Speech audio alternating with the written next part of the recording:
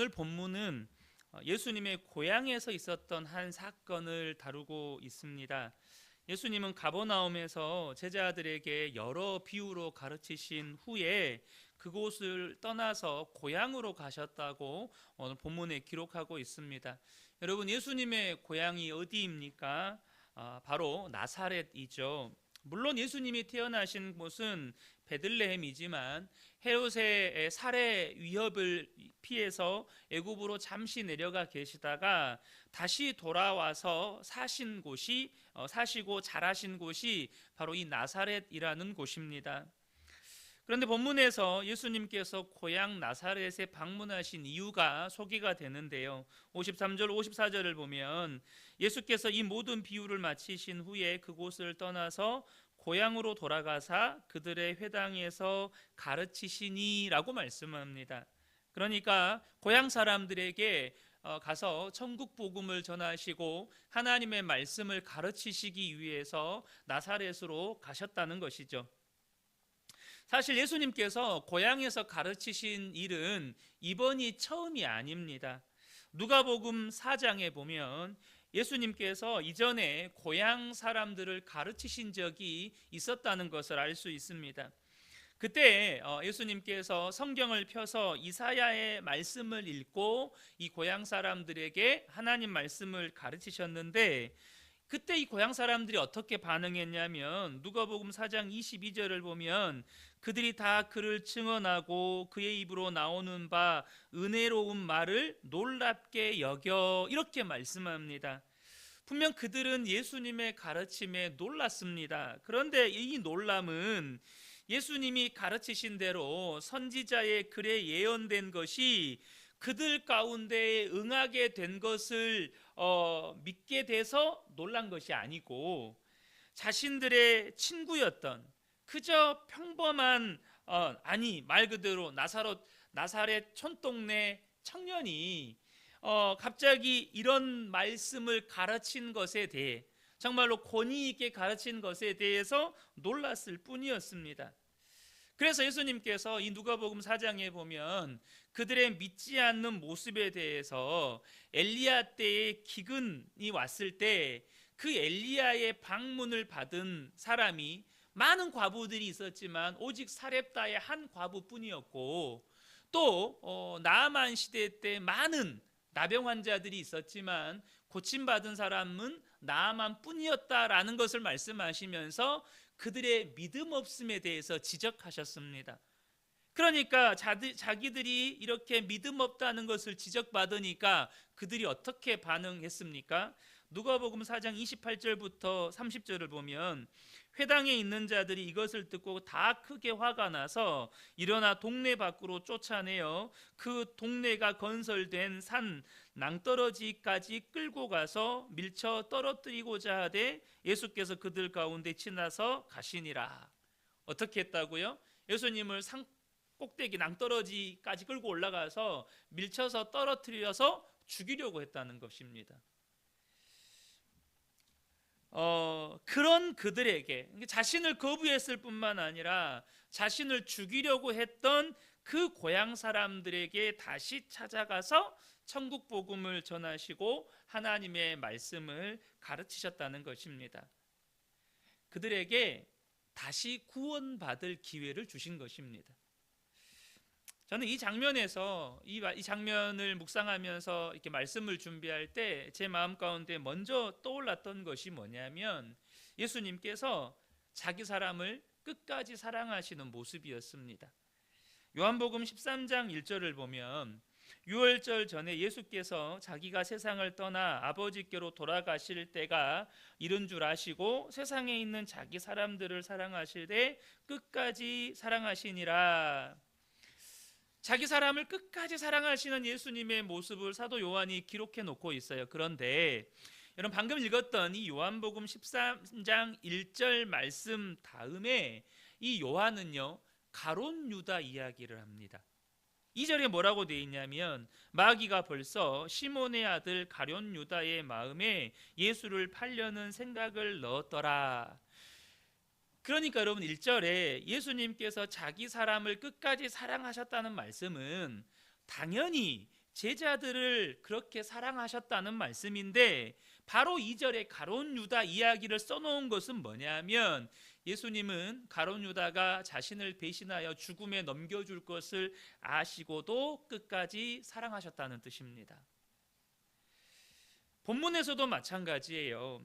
이 나사렛 사람들이 예수님의 가르침을 처음 받았을 때 단순히 거부한 것이 아니고, 그들의 믿음 없는 모습을 지적하자 분노해서 예수님을 산 꼭대기 낭떠러지까지 끌고 올라가서 떨어뜨려 죽이려고 했다는 것입니다. 제가 몇 년 전에 이스라엘 성지순례를 갔을 때 이 장소라고 하는 곳을 방문했었거든요. 근데 정말 높더라고요. 산 절벽이 뚝 끊어진 것처럼 굉장히 높은 낭떠러지, 나사렛이라고 하는 곳에 굉장히, 우리 한국 같은 산은 아닙니다. 그런데 굉장히 높은 낭떠러지가 있는 산에 저희가 올라갔던 기억이 있습니다. 그런 사람들이었다는 거예요. 만약에 저와 여러분이 내가 아는 누군가로부터 이렇게 살해 위협을 당했다, 여러분 어떻게 하시겠어요? 당장 경찰에 고소하고 그 사람하고는 완전히 인간관계 끊고 다시는 만나지도 않지 않겠습니까? 여러분 그러잖아요. 나를 죽이려고 시도했던 그 사람을 여러분 어떻게 대하겠어요? 그런데도 예수님은 다시 그들에게 찾아가서 하나님의 말씀을 가르치십니다. 그들이 구원받을 수 있는 기회를 주시는 거예요. 왜요? 자기 사람을 끝까지 사랑하시니까. 이런 모습은 사도 바울에게서도 찾아보게 됩니다. 사도 바울이 유대인들에게 얼마나 많은 핍박을 당하고 심지어 죽음의 위기도 얼마나 많았습니까? 심지어 바울을 죽이기 전까지는 먹지도 마시지도 않기로 결단한 40인의 결사대가 있을 정도였습니다. 사도행전 23장 12절 13절 보면, 나리샘의 유대인들이 당을 지어 맹세하되 바울을 죽이기 전에는 먹지도 아니하고 마시지도 아니하겠다 하고 이같이 동맹한 자가 40여 명이더라. 그러니까 자기를, 여러분 잘 아시겠지만 루스드라였나요? 루스드라에서는 돌에 맞아가지고 죽은 줄로 알고 성 밖에 버려진 일, 다 이게 유대인들에 의해서 자행된 일들이거든요. 여러분 이 정도면 자기 민족 하면 무슨 생각부터 들어요? 날 죽이려고 작정한 사람들. 여러분 그러지 않습니까? 나 죽이려고 작정하고 달려드는 사람들. 유대인 생각하면 마음의 미움과 막 분노가 치솟지 않겠습니까? 그런데 사도 바울이 그런 유대인들을 향해서 어떤 마음을 가지고 있었는지를 보여주는 대목이 있습니다. 로마서 9장 3절을 보면, 나의 형제 곧 고륙의 친척을 위하여 내 자신이 저주를 받아 그리스도에게서 끊어질지라도 원하는 바로라. 내가 그리스도에게서 끊어질지라도 내 민족이 구원받았으면 좋겠다. 이것이 사도 바울의 자기를 죽이려고까지 했다, 아니 한 번이 아니라 수없이 죽이려고 시도했던 자기 민족을 향한 사도 바울의 마음이었습니다. 자기 사람을 끝까지 사랑하셨던 예수님의 모습을 그대로 닮아 있는 것이죠. 저는 이 말씀 앞에서 이러한 예수님의 사랑, 그리고 그러한 예수님을 닮은 사도 바울의 사랑을 우리에게도 그대로 적용시켜 보기를 원합니다. 여러분, 예수님이 끝까지 사랑하셨던 자기 사람들, 그리고 사도 바울에게 있어서 끝까지 사랑했던 자기 민족들, 저와 여러분에게는 누구라는 생각이 드십니까? 내가 끝까지 사랑해야 하는 사람이 있다면 그 사람들은 누구일까? 나는 끝까지 사랑하고 싶은 사람이 없는데요, 이러실 수도 있는데, 여러분에게 끝까지 사랑해야 하는 사람들이 있다면 누구일까요? 물론 가장 가깝게는 여러분의 가족일 것입니다. 아내이고 남편이고 부모와 자녀이고 또한 형제들이겠죠. 또 누가 있을까요? 바로 한 피바다 함께 주님의 몸을 이룬 교회의 성도들입니다. 주님은 바로 그들을 우리에게 지금 끝까지 사랑해야 한다고 말씀하시는 것입니다. 여러분, 가족을 끝까지 사랑하십시오. 여러분, 성도들을 끝까지 사랑하십시오. 근데 우리가 이 대목에서 한 가지 알아야 할 것이 있어요. 뭐 가족 끝까지 사랑할 수 있죠. 성도들 끝까지 제가 왜 못하겠습니까? 끝까지 사랑하겠습니다. 이런 말씀하실 수 있는데요. 여러분, 예수님을 낭떠러지로 밀어 떨어뜨려서 죽이려고 한 사람들이 누굽니까? 바로 고향 사람들입니다. 아버지와 어머니의 친구라고 말하는 사람들, 형과 누나들의 친구라고 말하는 사람들, 예수님의 어렸을 때 깨복쟁이 친구들이라고 말하는 사람들이었습니다. 예수님을 죽음에 넘겨준 사람은 누굽니까? 예수님이 친히 부르셨고 3년 동안 동고동락했던 예수님이 사랑하는 제자 가룟 유다였습니다. 여러분, 이 사실이 우리에게 지금 무엇을 가르쳐 주는 것입니까? 우리가 사랑하다 보면 반드시 겪게 되는 일이 상처받는 일이라는 것입니다. 끝까지 사랑할 수 있죠. 근데 여러분, 그 끝까지 사랑하겠다라는 그 결단에는 사랑하다가 상처받기로 결단했다라는 뜻이기도 합니다. 여러분, 사랑하다 보면 반드시 우리가 겪는 일이 뭐냐면 상처받는 일이에요. 사실 나와 별로 관계없는 사람들 있잖아요. 그러니까 나의 일상의 삶에서 직접적으로 만나거나 친밀한 관계를 맺지 않는 사람들로 인해서 우리가 상처받는 일 거의 없습니다. 여러분, 푸틴이 우크라이나 침공했어요. 얼마나 많은 사람 죽였습니까? 여러분, 상처 받으셨습니까? 상처 안 받으셨잖아요. 그죠? 그러니까 나와 친밀한 관계 가운데 내 삶의 울타리 안에 있지 않는 사람들이 어떤 나쁜 짓을 한다고 해서 우리가 상처받는 일은 거의 없습니다. 그럼 내가 상처받는 사람들은 어떤 것입니까? 나랑 친밀한 관계에 있는 사람들, 다시 말하면 내가 사랑하는 사람들 사이과의 관계에서 여러분, 우리가 더 상처받습니다. 그러니까 내가 누군가로부터 상처를 받았다면 그 사람은 틀림없이 나와 가까운 관계에 있거나 내가 사랑하고 신뢰했던 사람이었을 거라는 것입니다. 그러니까 사랑하는 일에는 필연적으로 상처라는 대가 지불이 따른다는 것입니다. 여러분, 자녀들만 부모에게 상처받습니까? 여기 계신 분들이 다 부모님들이신데 여러분, 부모는 어떻습니까? 자녀를 사랑하니까 자녀 키우다가 자녀로 인해서 상처받잖아요. 자녀의 말과 행동에서 상처받는 일이 생깁니다. 또 교회 안에서 성도들을 사랑하다 보면 상처받는 일이 생깁니다. 영적 지도자를 사랑하다 보면 상처받는 일이 생깁니다. 그런데 안타까운 것은 가정 안에서 그렇게 상처받는 일이 생기다 보니 사랑하는 일을 포기하고 결국에는 가정이 깨어지는 경우도 많고, 특별히 한국 교회 안에 사랑하다가 상처받다 보니 사랑하는 일을 포기하는 경우도 많다는 것입니다. 또 더 이상 상처받기 싫어서 성도들과 교제하는 걸 포기하고 적당히 거리 유지하면서 교회 등록하지 않고 그냥 일요일만, 주일만 교회 나가는 썬데이 크리스찬 성도들도 굉장히 많고, 심지어 교회를 나가지 않는 소위 가난한 성도들도 굉장히 많습니다. 여러분, 지금 한국 교회가 심각하다는 이야기 많이 들으실 겁니다. 지금 한국 교회는 존립을 걱정해야 하는 지경에 이르렀다고 해도 여러분, 과언이 아닙니다. 제가 얼마 전에도 종종 그런 말씀을 드렸는데, 제가 강도사 시험을 볼 때요, 강도사 시험 지원자가 저희 합동교단 강도사 시험 지원자가 제 기억으로 한 1,300명 정도 됐었습니다. 근데 작년인가 재작년에 강도사 시험 지원자가 400명대로 떨어졌습니다. 그러니까 목회자 수가 3분의 1로 급감했다는 겁니다.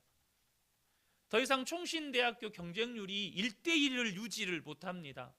그러니까 목회자를 배출하는 숫자도 급감하고 있고, 문제는 이제는 교회들마다 부교육자 구인난에 엄청 허덕인다는 겁니다.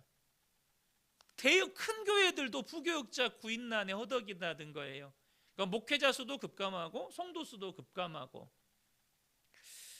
그런데 여러분, 이러한 한국교회의 위기의 원인을 여러 가지로 말할 수 있겠지만, 저는 오늘 말씀을 보면서 그 핵심을 짚자면, 한국교회의 위기의 핵심을 짚자면 사랑의 위기입니다. 사랑하는 일을 포기해 버리는 것, 그것이 교회의 위기입니다. 마태복음 24장 12절에 보면 불법이 성함으로 많은 사람의 사랑이 식어지리라 주님 말씀하셨습니다.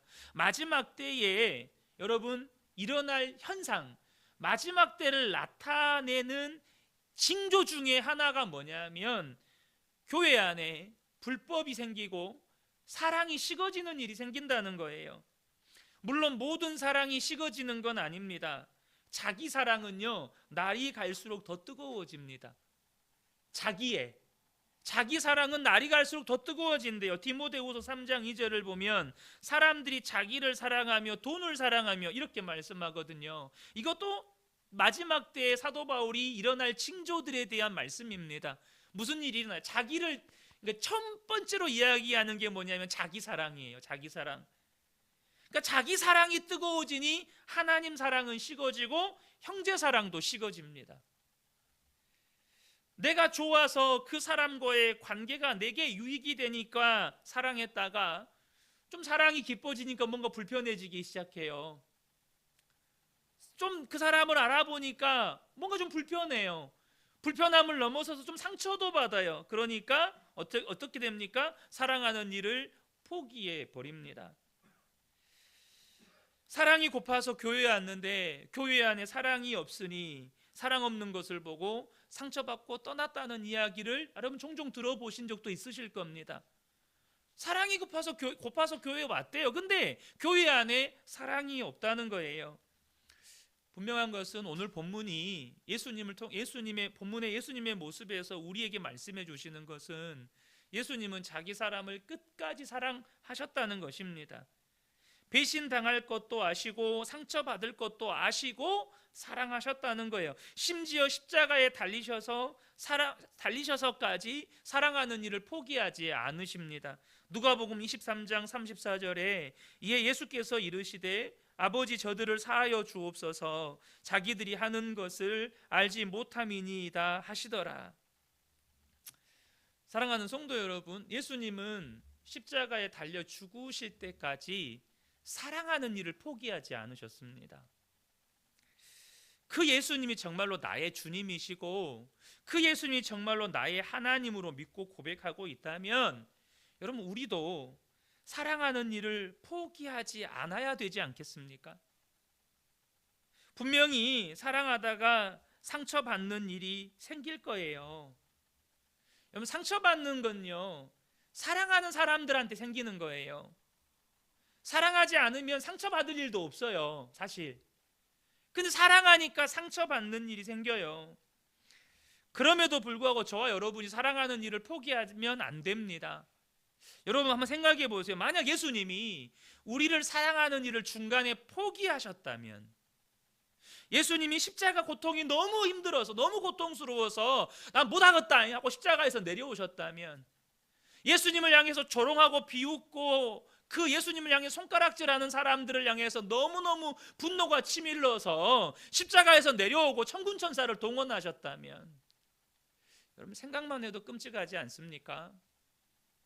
그런데 예수님은 사랑하는 일을 절대 포기하지 않으셨습니다. 여러분 우리가 사랑하는 일을 포기해버리면 우리는 더 이상 교회라고 말할 수가 없습니다. 교회가 교회인 이유는 사랑의 공동체이기 때문입니다. 사랑을 포기하지 않는 공동체이기 때문이에요. 요한복음 13장 34절 35절을 보면 새 계명을 너희에게 주노니 서로 사랑하라. 내가 너희를 사랑한 것 같이 너희도 서로 사랑하라. 너희가 서로 사랑하면 이로써 모든 사람이 너희가 내 제자인 줄 알리라.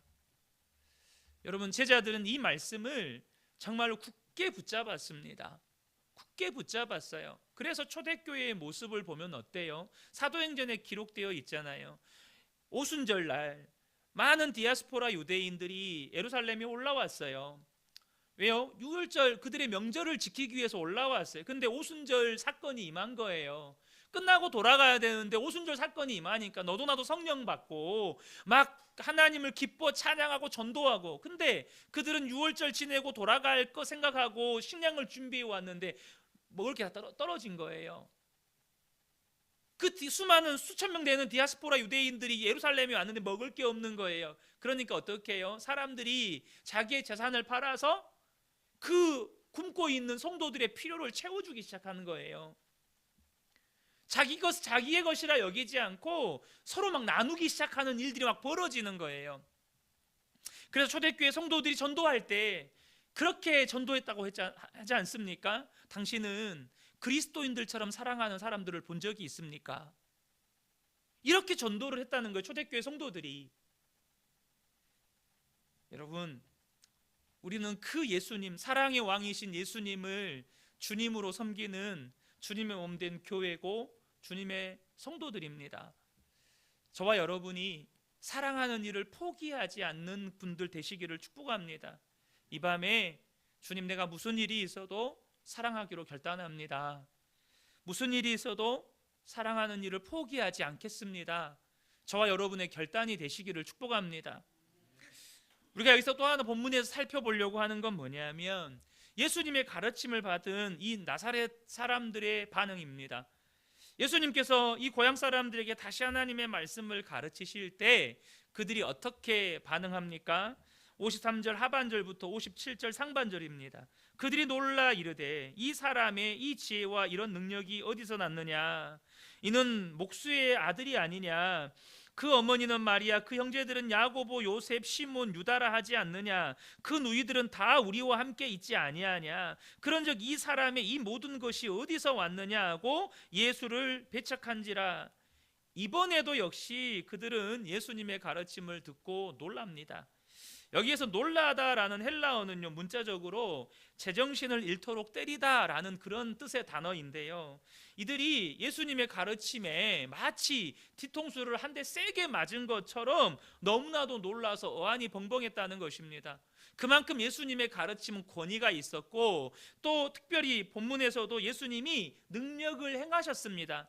부분적으로나마, 적게나마 예수님이 능력을 행하셨습니다.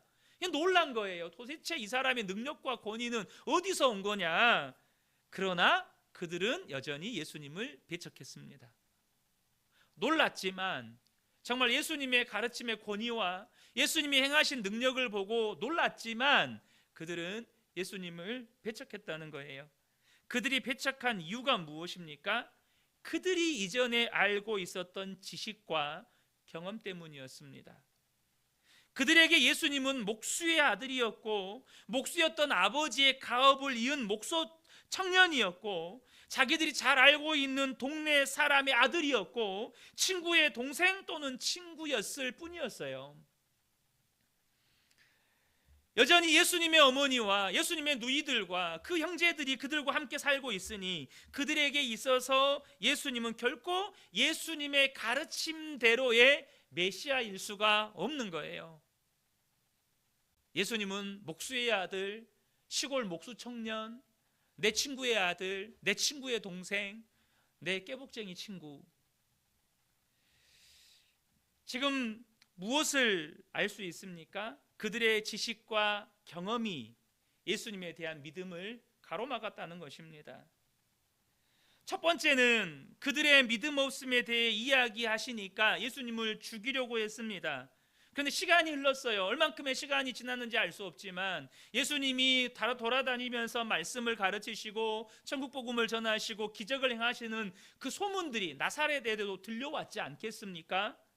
그런데도 여전히 그들은 그들 앞에 계신 메시아를 알아보지 못했다는 것입니다. 뿐만 아니라 그들이 믿지 않음으로 인해서 오늘 본문에 보면 그곳에서 많은 능력을 행치 않으셨다라고 말씀합니다. 여러분, 오늘날처럼 의학이 발달한 현대 사회에도 여러분 시골에 가면 어르신들 중에 안 아프신 분이 거의 없어요. 그렇지 않습니까? 그러면 2000년 전 나사렛 그 촌동네에 아픈 사람들 얼마나 많았겠어요. 근데 그들이 믿지 않음으로 인해서 그 아픈 사람들이 고침받을 기회도 다 놓쳐버린 거죠. 본문의 이 사건은요, 우리가 신앙생활을 할 때 경험에 관해서 중요한 교훈적 메시지를 우리에게 줍니다. 첫 번째는 뭐냐면 여러분, 신앙에 있어서 올바른 경험이 매우 중요하다는 것입니다. 여러분, 우리가 신앙생활을 할 때 다양한 경험들을 할 수 있어요. 흔히 어떤 그 은사 체험이라고 하는 거 있죠. 뭐 다양한 은사 체험들도 할 수 있고, 또 어떤 기적 같은 일을 경험할 수도 있고, 막 기도해가지고 병 낫고 뭐 귀신 쫓아내고 뭐 이런 경험도 할 수 있어요. 그런데 여러분, 정말 저와 여러분이 올바른 경험을 하셔야 돼요. 그들은 오랜 시간 예수님과 함께 지냈어요. 예수님과 함께 지난 시간이 30년에 가까워요. 그러나 그들은 예수님을 알지는 못했습니다. 예수님 그분을 경험하지는 못했어요. 예수님의 어머니가 누군지는 알아요. 예수님 아버지가 누군지도 알아요. 예수님 아버지의 직업도, 예수님의 직업이 뭔지도 알고, 예수님의 형님과 누님들이 누구고, 이거 다 알아요. 그러나 그 모든 것들은 다 뭐예요? 예수님의 껍데기예요. 예수님의 껍데기들이에요. 그들의 경험에 예수님이 진짜 누구신지에 대한 경험이 없는 거예요. 물론 예수님이 아직 공생의 사역을 시작하시기 전이기 때문에 예수님이 자신을 드러내신 적은 거의 없어요. 그러나 성경에 예수님의 성장, 30년의 성장 과정이 거의 다 기록되어 있지 않지만 드물게, 아주 적게 예수님의 어린 시절에 관한 기록이 조금 남아 있어요. 그 기록 중에 어떤 장면이 있냐면, 예수님의 부모가 예수님이 12살이 되었을 때에 관례를 따라서 유월절을 지키기 위해서 예루살렘에 가셨는데, 그때 12살인 예수님도 데리고 올라가십니다. 유월절을 다 지키고 이제 고향으로 내려가는데, 예수님의 부모는 예수님이 예루살렘에 머물러 있는지를 모르고 서로가 상대방이 데리고 같이 가겠거니 하고 그냥 예수님이 계신지도 모르고 그냥 한참을 간 거예요. 그리고 하루 반을 갑니다. 근데 그때서야 비로소 예수님이 안 계시다는 걸 알아요. 그래서 부랴부랴 예수님의 부모가 예루살렘으로 돌아갑니다.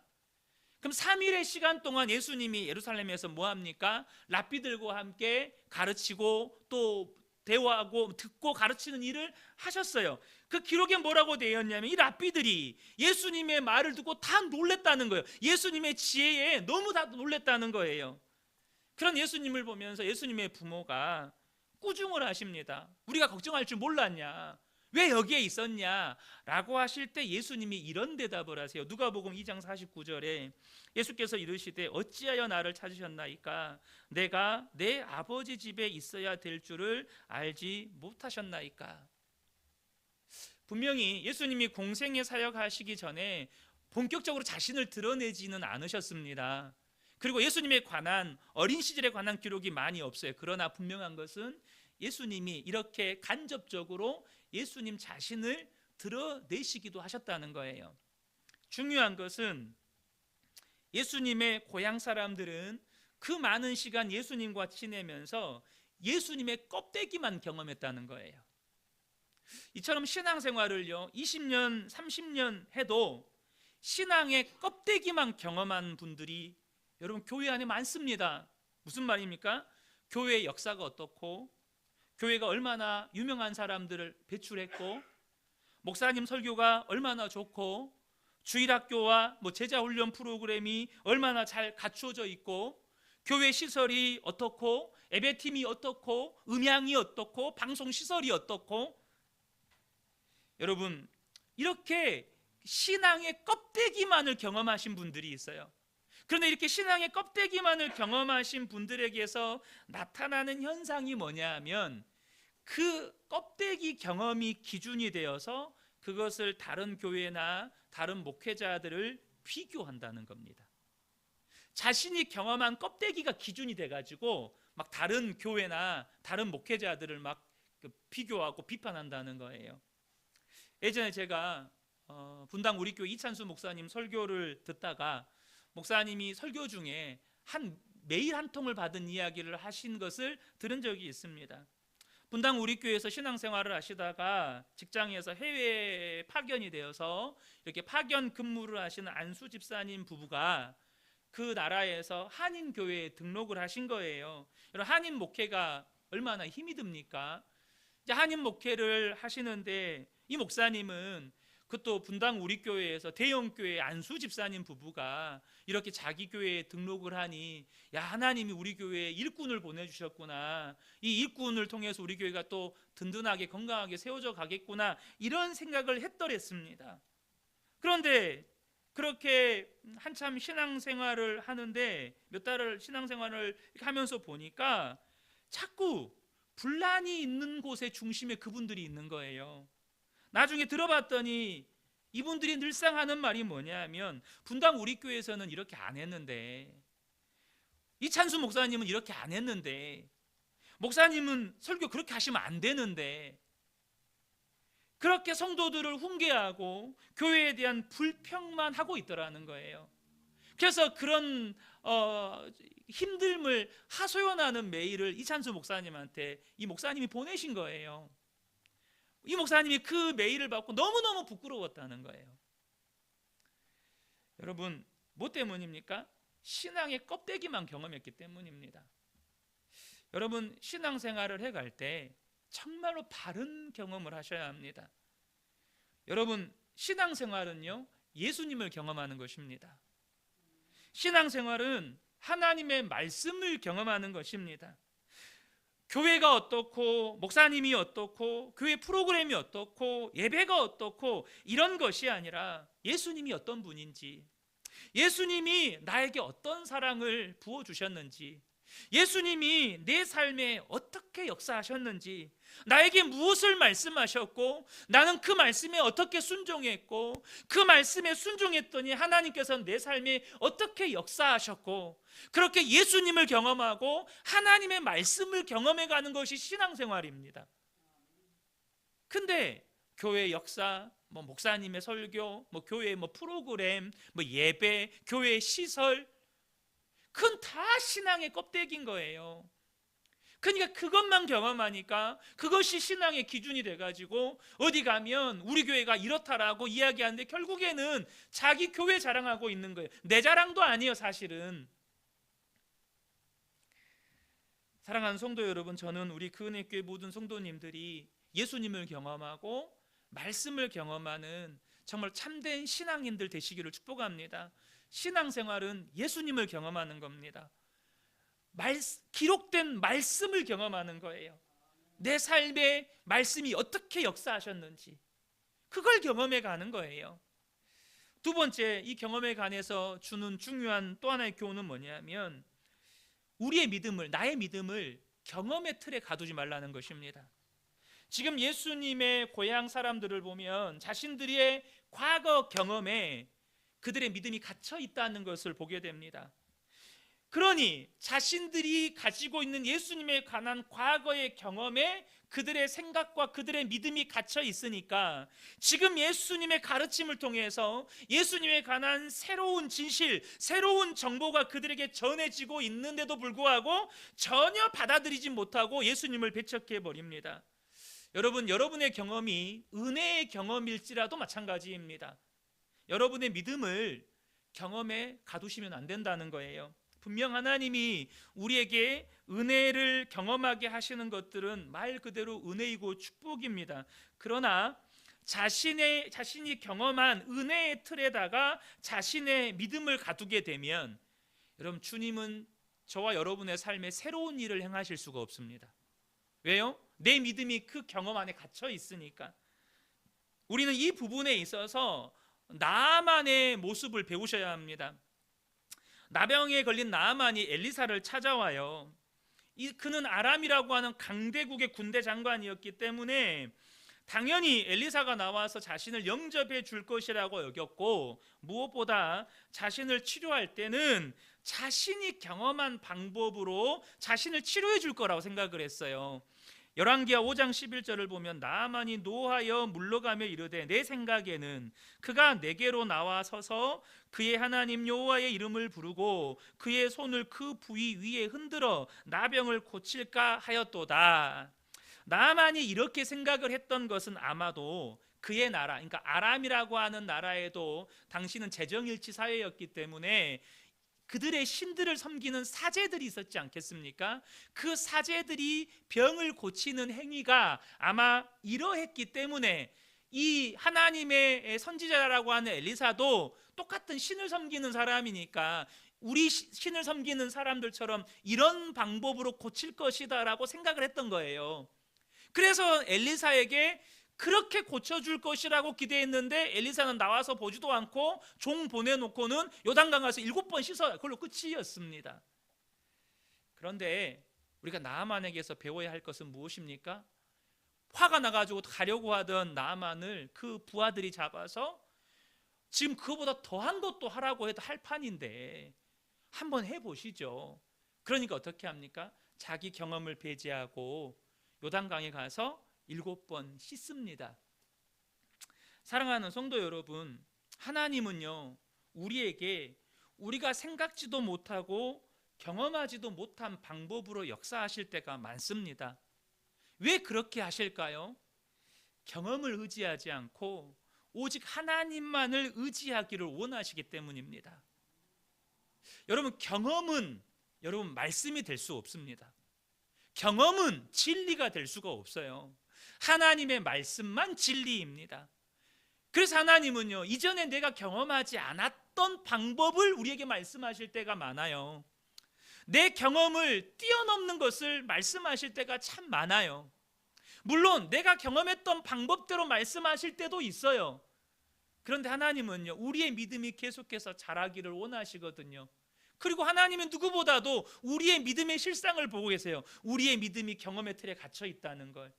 그래서 그 경험의 틀에 갇혀 있는 믿음을 거기에서 빼내시려면 어떻게 해야 돼요? 이전에 내가 경험해보지 못했던 방법으로 우리를 이끄시는 거예요. 이전에 내가 경험하지 못했던 새로운 사건으로, 새로운 삶으로 우리를 인도해 가시는 것입니다. 뭐 때문에요? 하나님만 의지하라고. 우리가 경험을 의지하는 순간 우리의 신앙은 경험의 틀에 갇히게 되고, 경험의 틀에 갇혔다는 것은 여러분 신앙이 생명력을 잃어간다는 겁니다. 다시 말하면 종교인이 되어간다는 거예요. 내가 아무리 은혜의 사건을 경험해도 그 경험에 내가 갇혀 있어서 늘 그 경험을 쫓아서 살아가고 있다면 나는 종교인이 되어가고 있는 거예요.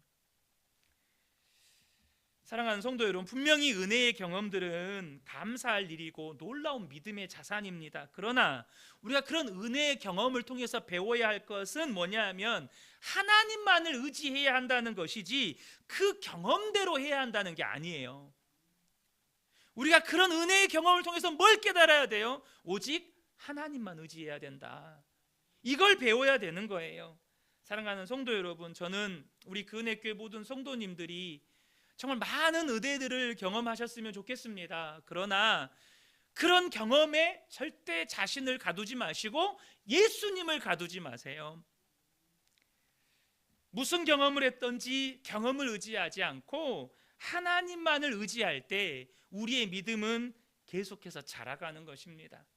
이 밤에 함께 예배하는 우리 모든 성도님들이 정말로 날마다 예수님 안에서 끝까지 자기 사람을 포기하지 않으시는 그 하나님의 사랑을 깊이 경험하고, 나도 끝까지 내게 허락하신 사람들을 사랑하고 결코 경험의 틀에 예수님을 가두지 않고 하나님만 의지하셔서 계속해서 믿음이 자라가는 복된 분들 되시기를 예수님의 이름으로 축복합니다.